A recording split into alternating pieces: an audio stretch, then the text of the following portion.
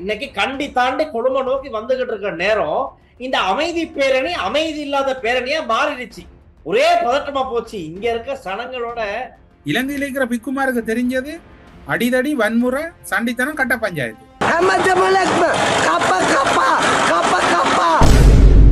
நிதியமைச்சே பாதுகாப்பா இருக்க சொல்லுங்க ஐயா. அப்போ ஒரு ஓடிபியை கொடுத்துட்டாரோ? ஓடிபியை கொடுத்ததுதான் கதை போட. ஏன்னா மெயில்ல தான் அக்கவுண்ட் டீடைல்ஸ் வந்திருக்கு, ஒரு மெயில்ல தான் வந்திருக்கு. நெல்சன் ஓடிபியில் சிக்கி சின்ன பின்னமான நிதியமைச்சு செயலாளர். அவ்வளவுதான். சைபர் அட்டாக் சம்பந்தமா ChatGPTல தேடிக்கிட்டு வட்டாரு போல. ஐயோ protocols ගණනාවක් තිබෙනවා. email indemnities වැඩ පිළිවෙල, callback verification වැඩ පිළිවෙල, channels වැඩ පිළිවෙල. ஹேக்கர் வேற யாரும் இல்லை, நிதியமைச்சின் செயலாளர் அர்ச்சன சூரிய பெருமத்தான். මේ හැකර වෙන කවුරුවත් නෙවෙයි, මුදල් අමාත්‍යාංශ ලේකම්. මුදල් අමාත්‍යාංශ ලේකම් තමයි මේ කියන හැකර. $1 මිලියන් 2.5ක් උස්සපු හැකර. මේක තෝෂ කඩයක්ද පෙට්ටි කඩයක්ද? பெருசா அடியால கொண்டு போறாங்க. அடியால இங்க அவங்க அடியால கொண்டு வர, நீங்க இங்க அடியில வந்து நீங்க அனுரவுக்கு எதிர அது இதன் அடியில கொடுக்காம முதல்ல அனுரவ அடியில இருந்து வெளியில எடுக்க பாரு. விளையாடி போயிரும். ஆமா.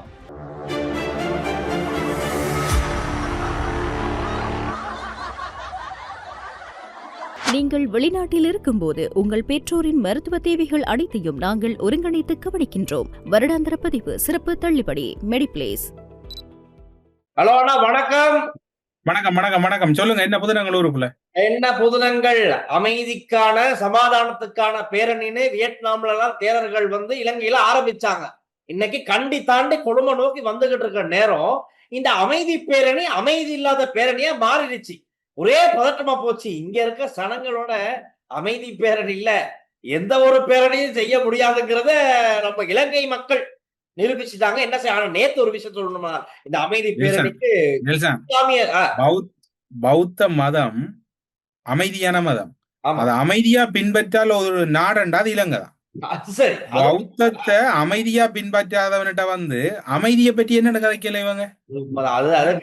பௌத்த புத்தர் விரும்பினவரா கண்ட இடத்துல எல்லாம் போய் குந்திட்டு இருக்கிறதுக்கு, ஆக்கள் இல்லாத இடத்துல ஒரு வெள்ளரச நடுறது, ஒரு இடத்துல குந்துறது. இந்த தையிட்டி பாவம் என்ன, அந்த சனம் தையிட்டியில அந்த சனம் என்ன சொன்னது? சவேந்திர செல்வா ராஜபக்ச ரெஜிம் செய்தது. ராஜபக்ச ரெஜிமே டக்ளஸை இறக்க விடுறாரு அதுக்கு எதிரா, தையிட்டி விகாரைக்கு எதிரா. அவர் இருக்கக்குள்ள அவர் அங்க நேரம் கோமாவில் இருந்தவர். இப்ப ஒரு பெரும்பான்மை இந்த இது அமைதி பேரணியில் அமைதியை எதிர்பார்க்க சொல்லி அந்த தாய்லாந்துல இருந்து வந்த பௌத்த துறவிகள் கேட்கறது இப்ப இல்ல. இலங்கையில இருக்கிற பிக்குமாருக்கு தெரிஞ்சது அடிதடி வன்முறை, என்ன சொல்ல, கட்ட பஞ்சாயத்து. சண்டித்தனம் கட்ட பஞ்சாயத்து.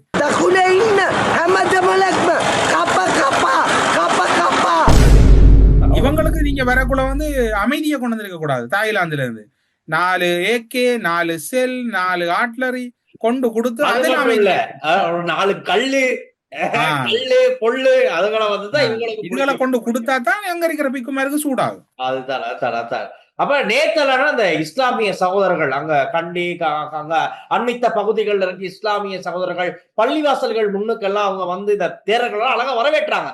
ஆனா இன்னைக்கு தான் இந்த அமைதி பேரணி கொஞ்சம் கொலாப்ஸ் ஆகிருக்கு. என்ன ரீசன் டீல்ஸ்? அது கொலாப்ஸ் ஆகுறதுக்கு என்ன ரீசன்? அது என்னன்னா, அளவுக்கு அதிகமான சனம். இப்ப இதே அமைதி பேரணி அமெரிக்காவில் நடந்துச்சு, ரொம்ப அழகா நடந்துச்சு. அங்க இருக்க மக்கள் எல்லாம் வீதிகள்ல ஓரத்துல நின்று அவங்க வாரத அழகா புகைப்படங்கள்லாம் எடுத்து வரும்போது பூங்குத்தெல்லாம் கொடுத்து அழகா வரவேற்றாங்க. இப்ப இலங்கையில அப்படி இல்லை, எல்லா சனமும் ஒண்ணு ஒண்ணா அடிச்சுக்கிட்டு ஐயோ சாது ஐயோ தேரன்னு காலை பிடிச்சி கைய பிடிச்சி இழுத்து அவங்களுக்கு இது இந்த தேரர் இந்த வியட்நாம்ல இருந்து வந்த பிரதானமான தேரர் அதை சொல்லிட்டாரு. இந்த பிரதான நோக்கம் இந்த பேரணியோட பிரதான நோக்கமே அமைதி தான். அமைதியா நடக்கிறது தான் விடயமே. என்னோட அமைதி இல்லாம அதுவும் மட்டும் இல்ல, அமைதி பேரணி சமாதானத்துக்கான பேரணி, கொஞ்சம் சமாதானம் நடக்கணுமே. இங்க என்ன நடக்குது? முன்னுக்கு 2 காட்ஸ் ஆமில, முன்னுக்கு 2 பேர், நடுவுல 2 பேர், பின்னுக்கு இப்படி சுத்தி வர ஆமியும் சேர்ந்து நடக்குது. இது எங்கன்னா சமாதானம்? இதுல எங்க சமாதானத்துக்கான பேரணி? உங்களோட லைஃப்ல பீஸ் இல்லன்னா, சமாதானம் இல்லன்னா நீங்க இன்னொரு இடத்துல போய் சமாதானம் கைக்கல. இவங்கள்ட்ட இருக்கிறவங்கள்ட்ட சமாதானம் இல்லையப்பா. தன்னோட வாழ்ற தமிழ் மக்கள்ற பகுதியில செய்யறது முழுக்க அராஜகம். அதுக்குள்ள உங்களுக்கு சமாதானம் பண்ணி கிடக்கு. நான் நினைக்கிறேன் வந்திருக்கிற தேரர்கள் யோசிச்சிருப்பாங்க, இது என்னடா பிரச்சனையா? இல்ல அவங்க யோசிச்சிருப்பாங்க, ஐயா இது இதுகள் பௌத்த இது புத்தர மானத்தை வாங்குதல் இது சரி வராது. இது அழகா செய்ய வேண்டிய ஒரு வேலை, ஏதோ கொஞ்சம் கொலாப்ஸ் ஆக்கிக்கிட்டாங்க. இது ரொம்ப இப்ப சர்ச்சையா போய்கிட்டு இருக்கு. சரி பாப்போம் எப்படி. சரி கொழும்புக்கு பாதுகாப்பா தேரர்கள் வந்து சேர்ந்துட்டு திரும்ப அவங்க நாட்டுக்கு பாதுகாப்பா போயிட்டாங்கன்னா பெரிய விஷயம். அதுல கொஞ்சம் அழகா எல்லாம் ஒத்துழைச்சு போட்டோம். அப்புறம்னா பிரதானமான பிரச்சனை 326 கண்டெய்னர் முடிஞ்சிருச்சுன்னா பிரச்சனை முடியல, அது சர்ச்சை. அப்புறமா நிலக்கரி ஊழல் மோசடி, அது கண்டெய்னர் என்ன லேட்டஸ்ட் மெசேஜ்? இப்போ கரண்ட் லேட்டஸ்ட் விசாரணை அது போய்கிட்டு இருக்குன்னு தான் சொல்றாங்க. இது சம்பந்தமா விசாரணை நடக்குதுன்னு. அடுத்து நிலக்கரி மோசடி சம்பந்தமா விசாரணை ஆணைக்குழு அமைச்சு அந்த விசாரணை நடக்குது. 6 மாசம் ரிப்போர்ட் கொடுக்கணும். இப்ப புதுசா வந்திருக்க மேட்டர் தான் என்னன்னா, இந்த அகஸ் 2.5 மில்லியன் அமெரிக்க டாலர் காணாம போயிருக்கு. இது ஒரு பாரிய பிரச்சனையா மாறி இருக்கு. எல்லாரும் இன்னைக்கு திஸ்ஸ குட்டியாராச்சு ஒரு ஊடக சந்திப்பு நடந்து சொல்றாரு, நிதியமைச்சர் யாரு? ஜனாதிபதி அன்றகுமார. அப்ப இது அவருக்கு கீழே தானே காணாம போயிருக்கு. காணாம போல, இது கொள்ளையடிக்கப்பட்டிருக்கு. ஜனாதிபதி அன்றகுமார திசாநாயக்க உடனே பதவி விலக வேண்டும். அப்படி இல்லாட்டி எங்க அரசாங்கம் வந்தோட ஜனாதிபதி அன்றகுமார திசாநாயக்கவை நாங்க தண்டனை கொடுப்போம், சிறைக்கு போடுவோம்.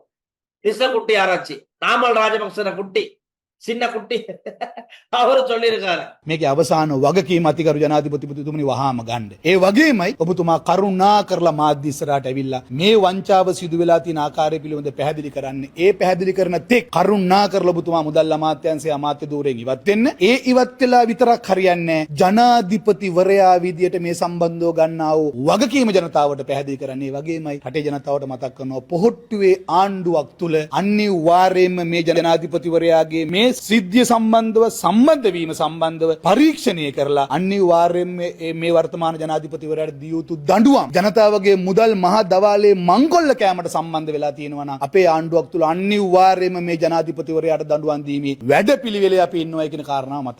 இல்ல டெல்சான் இதுல விளையாட்டா இல்ல டெல்சான், அனுரகுமார் திசாநாயக்க இதுல சரியான கேர்ஃபுல்லா இல்லாம விட்டாருன்னு சொன்னால் இப்ப இவங்களை கொண்டும் விளங்குது இல்ல, சீரியஸ்னஸ் விளங்குது இல்ல. நான் நினைக்கிறேன் எதிர்கட்சிகளுக்கு அடுத்தடுத்து கண்டென்ட்கள் அள்ளி கொடுத்துக்கிட்டு இருக்காங்க இந்த அரசாங்கம் தான் சொல்லணும். இவங்கள்ட்ட இருக்கக்கூடிய இது இவங்களோட பலம் இல்ல, இவங்களோட பலவீனம். அது கையாளணும். மற்றது இதுல இன்னும் ஒரு விடயம் இன்றைக்கு அரச தரப்பால போலீசார் எச்சரிக்கை கொண்டு விடுத்திருக்கிறாங்க. வாட்ஸ்அப் மற்றும் டெலிகிராம் வழியாக தீங்கிழைக்கும் APK என்கின்ற கோப்புகள் அனுப்பப்படுகின்றன. அந்த கோப்புகள் பெரும்பாலும் திருமண அழைப்புதல்கள், மின்சார கட்டண ரசீதுகள் அல்லது லாட்ரி என்று பல்வேறுபட்ட வகைகளில் வருகின்றது. அதனை நீங்கள் அது தொடர்பில் அழுத்தவும் வேண்டாம். அது மட்டுமல்லாது ஹக்கர்கள் சாதனத்தின் இதனை இயக்குவதற்காக வங்கி கணக்குகளுடன் இணைக்கப்பட்ட இரகசியமான ஒரு குறியீட்டு கடவுச்சொல் OTPயை அனுப்புவதாகவும் செய்திகள் வெளியாக இருக்குது. போலீஸ் ஊடக பேச்சாளர் தரப்புல இந்த தகவல் வெளியா இருக்கு. மக்கள் எல்லாரும் அவதானமா இருங்க. மாட்டுப்பட்டுறீங்களா நீங்களும்? அதனால மாட்டுப்படல, மக்கள் எல்லாம் ரொம்ப அவதானமா தான் இருக்காங்க. மக்கள் எல்லாம் நல்லா பாதுகாப்பா தான் இருக்காங்க. நிதியமைச்சே பாதுகாப்பா இருக்க சொல்லுங்க ஐயா. அப்போ ஒரு ஓடிபியை கொடுத்துட்டாரோ? ஓடிபியை கொடுத்ததுதான் கதை போட. ஏன்னா மெயில்ல தான் அக்கௌண்ட் டீடைல்ஸ் வந்திருக்கு, ஒரு மெயில்ல தான் வந்திருக்கு. அந்த மெயில் அக்கௌண்ட்டுக்கு, அந்த மெயில்ல வந்த அக்கௌண்ட் டீடைல்ஸ்க்கு இவங்க காசை டிரான்சாக்சன் பண்ணணும். அந்த வந்த அக்கௌண்ட் டீடைல்ஸ் தான் வேற யாருடைய அக்கௌண்ட் டீடைல்ஸ் இப்ப சொல்லப்படுது. அதுதான் பிரச்சனை. இப்ப அது யாருடையது எவருடையது எல்லாம் கண்டுபிடிக்கணும். ஓடிபியில் சிக்கி சின்ன பின்னமான நிதியமைச்சின் செயலாளர் அவ்வளவுதான். ஆனா இப்ப அது ஹைலைட்டான விஷயம், இன்னைக்கு பிரதமர் அரண்ய அமரசூரி அவர்கள் ஊடகங்களை கருத்தரிக்கும் போது சம்பந்தமா சொல்றாங்க. இது சம்பந்தமான தொடர்பான விசாரணைகள் மேற்கொண்டிருக்காங்க. ஆஸ்திரேலிய உயர்ஸ்தானிகர் ஆலயமும் இந்த விசாரணைகளுக்கு உதவி செய்யறதா சொல்லியிருக்காங்க. சோ இதை கண்டுபிடிக்கலாம் அப்படின்னு சொல்லியிருக்கு. හැක් කිරීම පිළිබඳව මම හිතන්නේ ඉතාමත්ම පැහැදිලිවම අමාත්‍යාංශයෙන් ප්‍රකාශයකුත් කළා තියෙනවා. ඒ පිළිබඳ විමර්ශනයක් කරනවා, තොරතුරු හොයනවා, මොකද්ද සිද්ධ වුනේ සහ අවශ්‍ය පුද්ගලයන්ට එරෙහිව ක්‍රියාමාර්ග ගන්නවා කියලා. ඒකට ජාත්‍යන්තර සහායත් ලැබෙනවා කියන එක ප්‍රකාශ වෙලා තියෙනවා. මම දැක්කා ඊයේ ඔස්ට්‍රේලියාවේ හයි කමිෂනරත් මේකට සම්පූර්ණ සහයෝගය මේ විමර්ශනයට දෙනවා කියලා ප්‍රකාශ කරලා තියෙනවා. போனதுதான் டாடா பாய் தான். டாடா பாய். ஓடிபியில நிதியமைச்சின் செயலாளரே கந்தல் பார்த்து விட்டாங்களப்ப. என்ன நடக்க போதோ சரி பார்ப்போம். விசாரணை நடந்துகிட்டு இருக்க மாதிரி தெரியுது. ஆனா ஒரு இடத்துல நான் வாசிச்ச ஒரு இடத்துல 11 இந்த தொலைந்த அகஸால் திருடப்பட்ட 2.5 மில்லியன் அமெரிக்க டாலரை மீள பெற்றுக்கொள்ளக்கூடிய சாத்தியங்கள் கொஞ்சம் இருப்பதாக அப்படின்னு சொல்லப்படுது. நெல்சன், இதெல்லாம் நடைமுறை சாத்தியம் இல்லை. இதெல்லாம் அறிக்கைக்கும் அங்க ஏதாவது சொல்லலாம். அப்படி இல்லைன்னா பெருக்கிறார்கள் இல்லாத காசை போட்டு கை காசை போட்டு கட்ட வேண்டிய அதற்கு ஒரு வேறு ஆப்ஷனும் இல்லை. சாதாரணமா விட எழுமானா வங்குரோத்த ஆகியிருந்த திரை சேரி நிரம்பி வளைஞ்சுக்கிட்டு இருந்துச்சு. நான் உங்களுக்கு திரும்ப இதுல ஒரு விடயத்தை சொல்றேன் எல்சான். இந்த அரசாங்கம் போன் பண்ண உடனே சொன்னது தமிழ் முஸ்லிம் மக்கள்கிட்ட இவ்வளவோ திறமையான ஆக்கள் இருக்கிறாங்க, எத்தனையோ துறை சார்ந்தவங்க இருக்கிறாங்க. ஒரு மெயில்ல ஓடிபியை கேட்டு அல்லது ஏதோ ஒன்று வருகுதுண்டா அதுக்கு ரிப்ளை பண்ற நிதியமைச்சின் செயலாளர் இருக்கிறாரோ தெரியாது, அது நடந்து தெரியாது. அப்படி நடந்திருந்தா கூட அது உண்மையில கண்டிக்கப்படணும். ஒரு அதாவது சொல்ல போனால் கல்விக்கு அதே போன்று நிர்வாகத்துக்கு இது பொருளாதாரத்துக்கு நிபுணர் குழு உருவாக்குங்க. நீங்க கவர்மெண்ட் ஃபோம் பண்ணோடனே சொன்னது என்னடா ஒரு புது கவர்மெண்ட் வந்திருக்குன்னால் கணக்க சவால் இருக்கு. இதுக்கு பின்னணியில சதித்திட்டங்களும் இருக்கலாம். டீல்ஸா இந்த பலவீனங்கள் எப்படி இப்ப இது இந்த நிதியமைச்சுக்கு அப்படி ஒரு தகவல் போயிருக்கும் என்றால் அது நிதியமைச்சுக்குள்ள இருக்கிற ஒரு ஆள் தான் இப்படி நீங்க இதை பயன்படுத்துங்கன்னு அனுப்பியிருக்கும். இப்ப விஷயம் ஒண்ணு, இப்ப நீங்க சொன்ன பாயிண்ட்ல இருந்து நான் நியூஸ் நினைச்சுக்கிறேன். மாலிமாவ எம்பி சந்தன சூர்யாராஜ் என்ன சொல்றாருன்னா, நீங்க சொன்னதோடதான் வருது, 2.5 மில்லியன் டாலர் திருட்டு பிழை செய்த அதிகாரிகளை மறைக்கவோ சுத்தப்படுத்தவோ முடியாதுன்னு மாலிமாவ என்பிபி எம்பியே சொல்லியிருக்காரு. அப்ப ஏதோ அதிகாரிகள் சம்பந்தப்பட்டிருக்காங்க போலதான் தெரியுது. இல்ல, நான் அதான் சொல்றேன் டீல்சான். இப்ப என்ன நடக்குன்னா நீங்க இதுல 2 விஷயத்தை அவதானிக்கணும். இந்த அரசாங்கம், திரும்பவும் சொல்றேன், என்பிபி அரசாங்கத்துக்கான வகுப்பு தான் இது. இந்த வகுப்பை நீங்க வடிவாக்கலுங்க, மக்களுக்கு இல்ல உங்களுக்கு சொல்றேன். எதிர்கட்சிகள் பல வழிகள்ல அரசாங்கத்தை சிதைக்க ட்ரை பண்ணது, எல்லாம் சக்சஸ் ஆகல, எல்லாம் ஃபெயிலியர். உடனடியா பல விடயங்கள், இப்ப நிலக்கரி சம்பந்தப்பட்ட விடயங்கள்ல நிலக்கரிக்கு பொறுப்பா இருந்த எரிசக்தி அமைச்சர் பழைய அவரும் அந்த உறவு பிரச்சனையில மாட்டுப்பட்டவர். அதுகளுக்குள்ள சில அதிகாரிகள், நீ ஆறு சுனில் கந்துனத்தி என்ன சொன்னவர், நாங்க எத்தனை வருஷம் சென்றாலும் இந்த ஆட்சியாளர்களை மாற்றினாலும் இந்த அதிகாரிகள் தான் இங்க சிக்கல் கொடுக்குறாங்க. இப்ப பழைய அரசாங்கம் அல்லது பழைய எதிர்கட்சியில் இருக்கக்கூடியவர்கள் உங்களோடு இருந்து அவர்களுக்கு நல்ல நெருக்கமான அதிகாரிகளை வச்சு உங்களுக்கு ஆப்படிக்க தொடங்கிட்டாங்க. நிலக்கரியா இருக்கலாம், கண்டெய்னரா இருக்கலாம், இந்த நிதியமைச்சரா இருக்கலாம். நீங்க இருந்தீங்கடா, நீங்க கோவிந்தா கிட்டடியில உங்களோட கதை முடிய போதும். உங்களை கடவுளும் காப்பாத்த இயலாது. உங்களுக்கு நிர்வாக திறமை இல்லைண்டா கூட எத்தனையோ தெரிஞ்ச இப்ப முஸ்லீம்கள் தமிழர்கள் எவ்வளவு திறமையான ஆக்கள் இருக்கிறாங்க. மாத்துங்களை உடனே ரீப்ரெஸ்மெண்ட் செய்யல, நீங்க அதுக்குரிய பதிலீட செய்யல. நீங்க ஒரு நிர்வாகத்துல ஒரு பிள்ளை, இப்ப நீங்க அரசாங்கத்தை மாத்துறீங்க என்றால் அந்த அரசாங்கத்துல கடந்த காலத்து சுகாதார அமைச்சர் செயலாளர் யாரு, அனில் ஜெயசிங்க ஆகும், அப்படித்தான் நினைக்கிறேன். அவர் ஆறு மைந்தோட இருந்து, ரணிலோட இருந்து, முழு பேரோட இருந்து, இப்ப நந்தலாலாரு இப்ப இருக்கிற இவர் யாரு, கோட்டபாயோட இருந்தார். ஏன் அவ்வளவு வந்தபடி நாட்டில் ஒரு நல்ல நிதியமைச்சர் இல்லையா, நிதியமைச்சர் செயலாளர் இல்லையா? நீங்க உங்களோட பிரச்சனை என்னன்னு சொன்னால் உங்களுக்கு உங்களோட மைண்ட் ஓப்பன் மைண்டா இல்ல. நீங்க திரும்பவும் சொல்றேன், நீங்க கத்தாவனம் கொண்டாய் வேட வந்தன கீழே வந்து எழுதுங்க. நீங்க அனுராவுக்கு எதிர், மாலிமாவுக்கு எதிர், ஏகேடிக்கு எதிர், எந்த நேரமும் சரி சொல்லிக்கிட்டு இருக்காது. பிழையான டைம்ல நாங்க பிழையை சுட்டி காட்டணும், அதுதான் எங்களோட வேலை. நாங்க எந்த நாளும் இன்னொரு லேட்டஸ்ட் ஒன்று வந்திருக்கு, வடமாகாணத்துல மிக விரைவில் ஒரு அரசு உயர் அதிகாரி கைது செய்யப்பட போறாரா. சரியாப்ப நீங்க கன ரிஸ்குகள்ல கை வச்சிருக்கிறீங்க. உயிர்த்த ஞாயிறு தாக்குதல் விசாரணை நடக்குது, ஊழல் விசாரணை நடக்குது. உங்களை எவ்வளவு கதியா துளைக்கலாம்னா எதிர்கட்சி பார்க்கும், உங்களை வீட்டுக்கு அனுப்ப வேணும். விளங்காம இல்ல உண்மைக்குமே அப்ப அரச அதிகாரிகள் நிறைய பேர் இருக்காங்க தானே. இப்ப இதுகள்ல தான் யூனியன்ஸ் இருக்கு, கடந்த கால அரசாங்கங்களுக்கு நம்பிக்கையான அதிகாரிகள் இருக்காங்க. அவங்க எல்லாம் இன்னும் அதே சீட்ல தான் இன்னும் அப்படி இருக்காங்க. அவங்க எந்த விதமான மாற்றங்களும் இடம்பெற்றில்ல. ஆட்சி மாற்றம் வந்தாலும், அமைச்சர்கள் மாற்றம் வந்தாலும் அந்த அதிகாரிகள் அதே இடத்துல தான் இருக்காங்க. அப்ப ஏதோ அந்த பழைய கடந்த கால ஆட்சியாளர்களுக்கு நம்பிக்கையில சுத்துமாத்து வேலைகள் செய்யக்கூடிய வாய்ப்புகள் அதிகம். அப்ப இது ஒரு ரீஷபிள் பண்றது நல்லது. ஏதோ ஒரு விதத்துல ஒரு மாற்றத்தை அந்த அதிகாரிகளுக்கு மத்தியில கொண்டு வரணும். அப்படி இல்லைன்னு சொன்னா இதுதான் நடக்கும். அதெல்லாம் பாருங்க, எதிர்கட்சி தலைவர் இந்த சைபர் அட்டாக் சம்பந்தமா ChatGPT தேடிக்கிட்டு வந்துட்டாரு போல. ஐயோ, அந்த இது நீர்மூழ்கி கப்பலுக்கு கொஞ்சம் சொன்னாரு வார்த்தைகள்லாம், அதே மாதிரி இருக்கு. இந்த சிஸ்டம் இல்லையா, அந்த சிஸ்டம் இல்லையா, இந்த சிஸ்டத்தை போடலையா, அந்த சிஸ்டத்தை, ஐயோ கடவுளே, ChatGPT உதவியோட எதிர்கட்சி தலைவர் திரும்பவும் வந்திருக்காரு இந்த சைபர் அட்டாக் சம்பந்தமா சொல்ல. අනුගමනය කරන ක්‍රමවේද, ආරක්ෂිත ක්‍රමවේද, ප්‍රෝටෝකෝල්ස් ගණනාවක් තිබෙනවා. registered whitelisted email address වැඩ පිළිවෙල, email indemnities වැඩ පිළිවෙල, callback verification වැඩ පිළිවෙල, dual authorization 4 eyes principles වැඩ පිළිවෙල, swift formal settlement channels වැඩ පිළිවෙල. நில்சான் இதுல ஒரு தகவல் தான், இவங்கள் மிக மிக அவதானம் இல்லாம இருக்கிறான். சரியான கேர்லெஸ்ஸா இருக்கிறான். இந்த கேர்லெஸ் அவ்வளவு நாட்டுக்கு நல்லது இல்ல. இதுல இன்னொரு விஷயமும் சொல்லிக்கிறோம். இப்ப சைபர் செக்யூரிட்டி கேள்விக்குறியாக இருக்கு. இதுல சொல்ல போனா நேஷனல் செக்யூரிட்டியும் கேள்விக்குறியாக போகுது. எப்படின்னு சொன்னா, இந்த உதயகம்பன் அடிக்கடி சொல்றாப்புல, இந்த 300 பேர் இன்னும் சுத்திக்கிட்டு இருக்காங்க, சாரானோட 300 பேரு, அவங்கனால இந்த வருஷம் கண்டி எஸ்எல்ஆ பெற பெரிய திட்டம் ஒண்ணு இருக்குன்னு சொல்லிக்கிட்டே இருக்காப்புல. இன்னும் பாருங்க, இந்த உதயகம்பன் கூப்பிட்டு விசாரிக்க. நான் உங்கள்கிட்ட கேட்கிறேன், இதே தான் அண்டன் நான் கேட்டேன். நான் இப்போ ஒரு தமிழ் படியன் அல்லது ஒரு முஸ்லீம் படியன் அல்லது முஸ்லீம் அல்லது தமிழ் சமூகங்கள் ஆறாவரால் இப்படி ஒரு தாக்குதல் நடத்த போறாங்க, நீங்க கவனமா இருங்கன்னு சொல்லி இருந்தால் எத்தனை கடிதம் அனுப்பியிருக்கீங்க?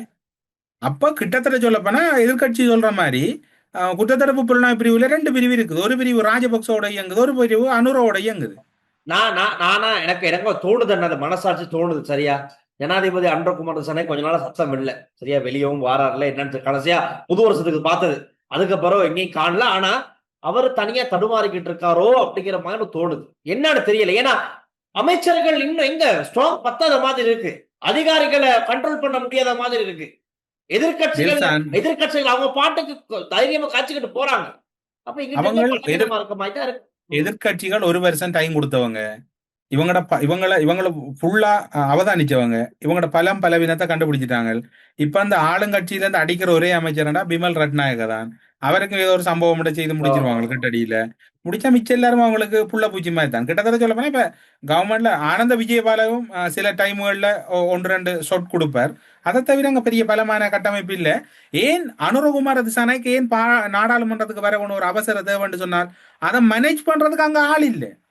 அந்த விடயங்களை கதைச்சு அதை ஈடுபடுத்துறதுக்கு ஆள் இல்லை. அதனால சீனுக்கு அனுரவாரார். இப்ப இன்னைக்கு இது சம்பந்தம் விமல் வீரவன்சூர் ஊடக சந்திப்பு நடத்திருக்காரு. அவரு சொல்றாரு, விமல் தெரியுதா டக்குனு வந்தோட விமலுக்கு இதெல்லாம் சூப்பர் கண்டென்ட், இந்த நாள் நல்ல வியூஸ் ஆக்களை சம்பாதிக்கலாம் அப்படிங்கிற மாதிரி. அக்கர் வேற யாரும் இல்லை, நிதியமைச்சின் செயலாளர் அர்ச்சன சூரிய பெருமைத்தான். ஏன்னா அர்ச்சன சூரிய பெருமை ஆல்ரெடி ஆஸ்திரேலியா காரணம். சோ ஆஸ்திரேலியாவுக்கு பணம் கொடுக்க போயிட்டு இந்த காசு மாறி இருக்கு. அர்ச்சன சூரிய பெருமை சம்மந்தப்பட்டிருக்கணும் அப்படின்னு இப்ப அடுத்த செயலாளரை குறி வச்சுட்டாங்க எதிர்கட்சிக்காரர்கள் எல்லாம் சேர்ந்து. சரி, அடுத்த அடி பல போகுது. මේ හැකර වෙන කවුරුවත් නෙවෙයි, මුදල් අමාත්‍යාංශ ලේකම්. මුදල් අමාත්‍යාංශ ලේකම් තමයි මේ කියන හැකර්. $2 මිලියන් 2.5ක් උස්සපු හැකර්. වෙන කවුරුවත් නෙවෙයි මුදල් අමාත්‍යාංශ ලේකම්. මේක තෝෂ කඩයක්ද පෙට්ටි කඩයක්ද? දැන් මේ බබා පාට් එක දාලා මේ කියන්නේ මොකද්ද? ලැජ්ජයි. இல்ல, இது கவர்மெண்ட் சரியா வீக்கா போய் கொண்டிருக்குது. இது ஒரு கட்டத்துக்கு மேல இருக்கலன்னு சொன்னால் அதுல வெடிப்பு கூடவா இருக்கும். ஆனா அதோட சேர்த்து இன்னொரு விஷயம் நடந்திருக்கு. இன்னைக்கு சிஐடி அதிகாரிகள் ரணில் விக்ரமசிங்கவனுடைய வீட்டுக்கு போயிட்டு அவருடைய மனைவி அவங்க கிட்ட வாக்குமூலம் பெற்றிருக்காங்க. மைத்ரி விக்ரமசிங்க கிட்ட இவங்க ஆல்ரெடி வர சொல்லியிருந்தாங்க சிஐடிக்கு, மேடம் வாங்க வந்து நீங்க ஒரு ஸ்டேட்மெண்டா கொடுங்க, இது சம்பந்தமான நினைக்கிறேன் அவங்களுடைய பட்டமளிப்பு விழா சம்பந்தமா ரணில் விக்ரமசிங்க இல்ல பட்டமளிப்பு அந்த அழைப்புகள்ல நீங்க மினக்கெடுத்துறத இங்க முக்கியமான விஷயங்களை பார்க்க சம்பந்தம் இல்லாம சைபர் கிரைம் அது இதுகள் எல்லாம் வீக்கா இருக்குது. அந்த அம்மா வந்து உண்மையில அவர் நல்ல ஒரு பெண்மணி, அவ மைத்ரி விக்ரமசிங்க அவரு நல்ல ஒரு லெக்சர் வந்து அதெல்லாம் போய் நோண்டிட்டு இருக்காம, ரணில நோண்டிட்டு இருக்காம எவ்வளவு விஷயம் கிடக்கு, அதை விட்டு போட்டு நீங்க போய் இதை நோண்டிட்டு இருக்கிறீங்க. சும்மா தேவையில்லாவே இல்லை. அதுக்கே பல செலவாகுது, பல லட்சங்கள் செலவாகிட்டு இருக்க. அதான் நான் திரும்ப சொல்றேன், நடக்க வேண்டியதை பாருங்க. உயிர்த்தனாயிர தாக்குதல் இன்னும் நீங்க எத்தனை வருஷத்துக்கு தாக்கு பிடிப்பீங்கன்னு தெரியாது. இந்த அரசாங்கம் போற போக்க பார்த்தா எனக்கு நல்லா தெரியல. உங்களை எல்லாரும் இழுத்து மூடி சிலோட உங்களை ஹவுஸ் அரெஸ்ட் பண்றாங்களோ தெரியாது. இவனில் போகுது ஏதோ அப்படி இல்லாடி போறதுக்கு முதல்ல ஒரு ஆசைக்காவது இவர்கிட்ட யாரு என்ன பேர் சரத் பொன்சேகாட்ட இருக்கா கொடுங்க, அவராவது ஆக்சன் கிங் உடனே இறங்கு வரலாடம் அவர்கிட்டயா கொடுத்து. இன்னைக்கு இன்னொரு விஷயம் நடந்திருக்கு. 4 மாசமா சிறையில இருந்த ஜான்ஸ்டன் பெர்னாண்டோக்கு பிணை வழங்கி வெளியே அனுப்பிட்டாங்க. இப்ப இந்த ஒய்ஸ்கட் குரூப்ல இவரும் சேர்ந்துக்குவாரு. இனி சரி வச்சு செய்ய போறாங்க. இனி கோயில் மேளங்கள் எல்லாம் இதுக்கு வர போகுது சீனுக்கு. இதான் திரும்ப சொல்லுவேன், இது ஒரு ஆபத்தான கட்டமா தான் போகுது. இந்தியால தமிழகத்துல ஏன் ஆபத்தான கட்டம்னா அதுக்கு இன்னைக்கு இன்னொருத்தர் வாய்ஸ் கட் கொடுத்திருக்காரு. பாட்டளி சம்பிக்கிற நமக்கு என்ன சொல்றாரு, ஆட்சியை கவிழ்ப்பது ஜனநாயக உரிமை, நாங்கள் இதை செய்து கொண்டு போகிறோம். அந்த ரைட் பாயிண்ட். මේ පොලිසියේ මහත්තුරු මට සිද්ධ වුණා මේ CCTV එකටත් පෙන්වලා දෙන්න මේ රාජ්‍යය ආණ්ඩුවයි අතර තියෙන වෙනස. ආණ්ඩු පෙරළන එක ප්‍රජාතන්ත්‍රවාදී අයිතියක්. ඒ සඳහා මැතිවරණ පැවැත්වෙනවා. ඒ මැතිවරණවලදී ආණ්ඩු පෙරළන්න තමයි අපි දේශපාලන පක්ෂ පිහිටවල තියෙන්නේ. ආණ්ඩු හදන්න තමයි අපි දේශපාලන පක්ෂ පිහිටවල තියෙන්නේ. ඒ අනුව අපි ක්‍රියා කළා. இப்ப நான் ஆட்சியை சொன்ன விளங்கிட்டேன் கவிழ்ப்பது ஜனநாயக உரிமை. சொன்ன விளங்கிட்டேன். முதல் ஆட்சியை அதாவது கவிழ்க்கிறேன்னு போறோம். சொன்னால் அந்த அரசாங்கத்தை பலவீனப்படுத்துறேன்னு சொன்னால் அந்த துறை சார்ந்திருக்கக்கூடிய அமைச்சுக்கள்ல கலம்பல் ஏற்படுத்துறது. அதுல இருக்கக்கூடிய அமைச்சுக்கள் செயலாளர்கள் அதிகாரிகளை வச்சு அதை அப்படியே சிஸ்டத்தை உடைக்கிறது. உடைச்சு வர மக்கள்கிட்டயும் ஒரு அதிருப்தி வரும். பிறகு என்ன நடக்கிறன்னா இதுக்கு எதிராக போராட்டம் செய்யறது. இப்ப நிதியமைச்சுல கை வச்சிருக்கிறாங்க. எரிசக்தி அமைச்சு பாருங்க கவனமா, மக்களோட தொடர்பானது நிதியமைச்சு, எரிசக்தி அமைச்சு, அடுத்தது கொள்கலன் இந்த என்ன கப்பல் துறை இதுக்குள்ள இந்த மூன்றுக்குள்ளையும் கைவை போட்டிருக்கு. மக்களுக்கு நல்ல பப்ளிசிட்டியான மினிஸ்ட்ரி, கண்டெய்னர் வாரது போறது இதெல்லாம் நல்ல ஒரு பிளான். அதாவது ஊர்ல ஒன்று சொல்லுவாங்க, கள்ளனை பிடிச்சி பொறுப்பு கொடுத்தா அவன் அதுல கவனமா இருப்பான். இப்ப எதிர்கட்சிகள் இதுல PhD முடிச்சவங்க, திருட்டு களவு பொய் இல்ல கவனமா செய்யறாங்க. அவங்க பெருசா அடியால கொண்டு போறாங்க. அடியால இங்க அவங்க அடியால கொண்டு வராங்க. நீங்க இங்க அடியில நின்று நீங்க அனுரவுக்கு எதிராக அது இதன் அடியில கொடுக்காம முதல்ல அனுரவ அடியில இருந்து வெளியில எடுக்க பாருங்க. விளையாடி போயிடும். ஆமா, அதனால நான் திரும்பவும் சொல்றேன் டீல்சான், ஒரு வருஷத்துக்குள்ள நீங்க ஒரு நிர்வாகத்தை பொறுப்படுத்தி நடவடிக்கை எடுக்கல, ஆக்சன் எடுக்கலனால் அதுக்கப்புறம் நீங்க ஒன்றுமே செய்யல. ஏன்னா நம்ம இத என்ன சொல்றதுக்கு வாரோம்னா, மக்கள் ரொம்ப எதிர்பார்ப்போட வாக்களிச்சாங்க அந்த அரசாங்கத்தை. ரைட், ரொம்ப எதிர்பார்ப்பு. இல்ல மக்களுக்கு ஆப்ஷன் இல்ல. அவனுக்கு கொடுத்தாச்சு, இவனுக்கு கொடுத்தாச்சு, எல்லாம் மாறி மாறி கொள்ளையடிச்சு நாட்டை இல்லாம பண்ணிட்டானுங்க. இருக்க ஒரே ஆப்ஷன் இவங்க தான், சரி வேற யாரும் இல்ல, கொடுத்து பார்ப்போம் அப்படின்னு கொடுத்துருக்காங்க. சான்ஸ் கிடைச்சிருக்கு. நீங்க லூஸ் விட்டீங்கன்னா இத்தனை நாள் சண்டித்தனம் காட்டவன், அராஜகம் பண்ணவன், ஊழல் மோசடி செஞ்சவன் எல்லாம் உங்க இடத்த அப்படி நோண்டி நொங்க எடுத்துட்டு போயிருவாங்க. அதனால ரொம்ப அவதானமா இருக்கணும் அரசாங்கமும். ஏன்னா இதுக்கு மேல யாரும் இல்ல, வேற ஆப்ஷன் இல்ல.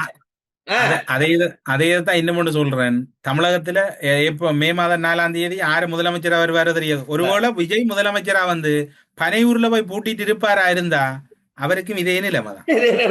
ஒருவேளை யாரு முதலமைச்சரா வருவாரு தெரியாது. இருக்க முடியாது. இல்ல மக்கள் குறைய கேட்கலாம், எனக்கு பெரிய கிரவுட் இருக்குது, நான் மக்களை மேனேஜ் பண்ணலாம் போகலாண்டா நீங்க இதுக்கு வராங்க.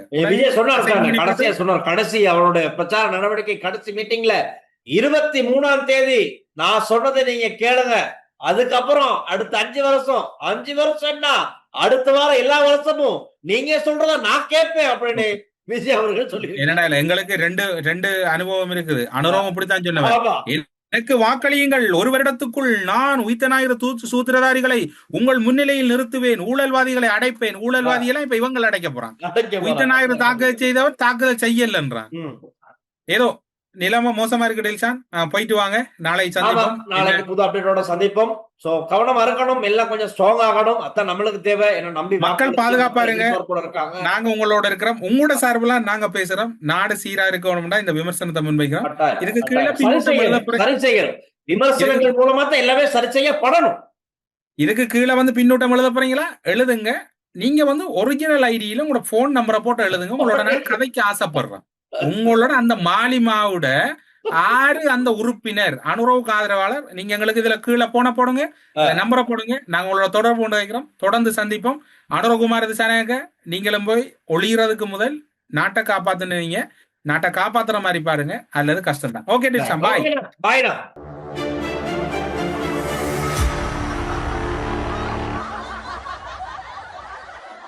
நீங்கள் வெளிநாட்டில் இருக்கும்போது உங்கள் பெற்றோரின் மருத்துவ தேவைகள் அனைத்தையும் நாங்கள் ஒருங்கிணைத்து கவனிக்கின்றோம். வருடாந்திர பதிவு, சிறப்பு தள்ளுபடி, மெடிப்ளேஸ்.